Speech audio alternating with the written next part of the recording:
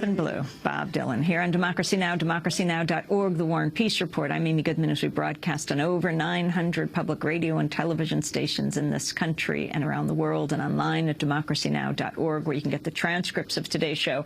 You can watch it, you can listen to it. Our guests are Elizabeth Thomson, who has revised and updated Robert Shelton's book, No Direction Home, The Life and Music of Bob Dylan, and Bob Fass. Now, as we were playing Tangled Up in Blue, Bob, you were looking at Bob Dylan's face and saying it's a mask. Yeah, I said that there are always masks in his private life and in his public life.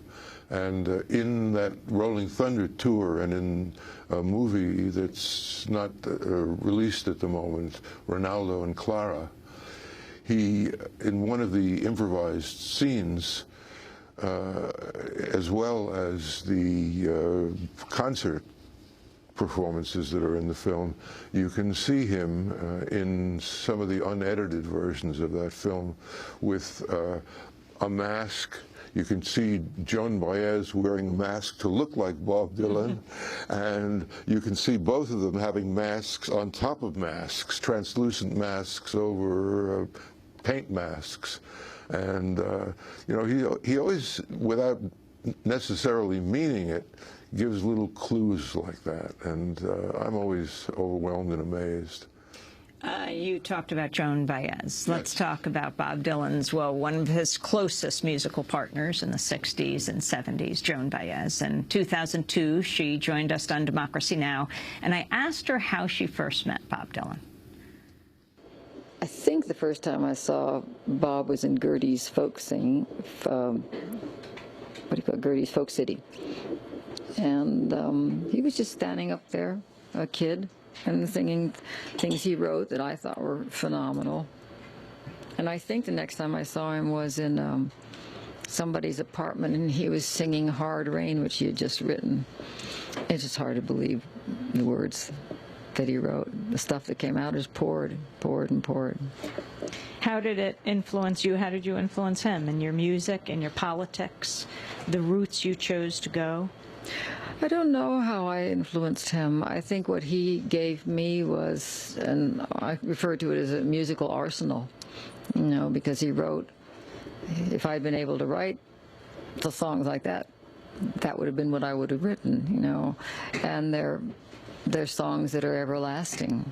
And at that time, it's interesting, once they came from him and it had a hint of something political, it didn't matter what they said. They were a tool. They were anti-war. They were pro-civil rights, whether he liked it or not. What do you mean, whether he liked it or not? Well, he wasn't actively political. I think at the beginning he'd been in the South, and he had, you know, he had been political in a sense by being with the people there.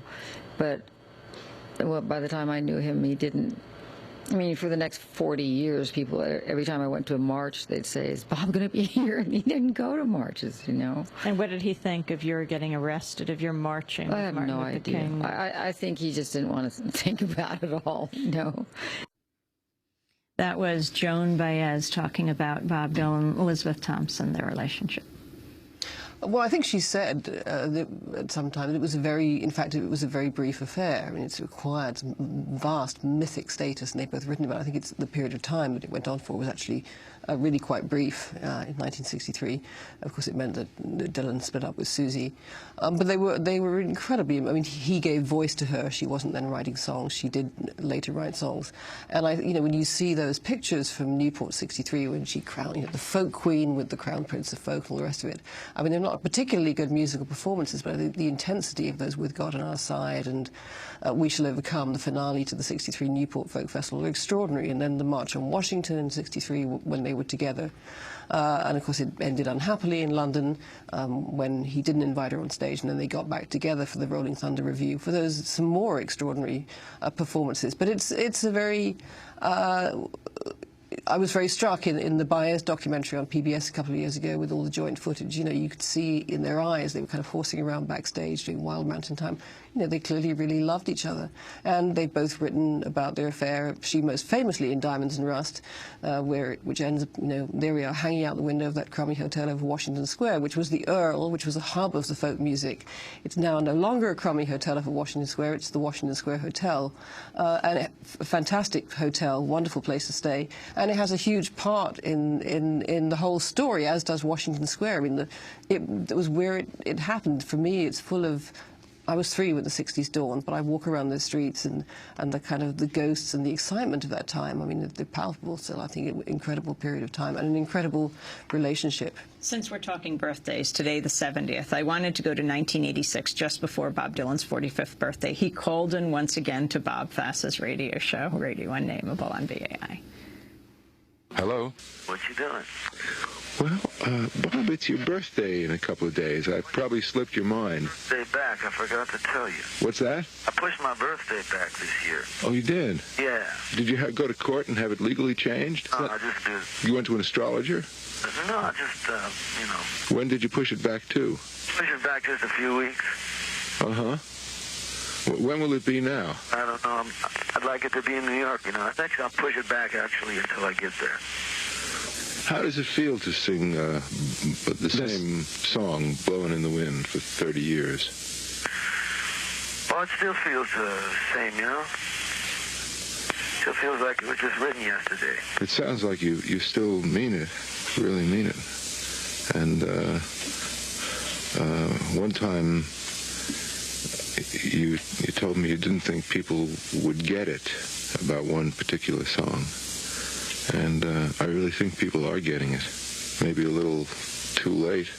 Well, but, well, you know, it's nice to be appreciated, though, on any level. At any time. Well, we don't mean to embarrass you, Bobby. We just want to say thank you. That was Bob Fass and Bob Dylan just before Bob Dylan's 45th birthday. As we go back now to Bob Dylan's appearance on WBAI again, Broadside Radio Show, May 1962. He performed an early version of a song that would soon become that classic. He was introduced by Izzy Young. Topical songs have been the topic of the program this afternoon. We just about reached the end of the program, and I'd like Bob Dylan to sing the last song called The Answer is Blown in the Wind. And I'm sorry? He's going to sing it. Oh, is The Answer is Blown in the Wind? That one. Oh, okay. Because I think this song, while being a topical song, is just filled with poetry that people of all kinds can enjoy.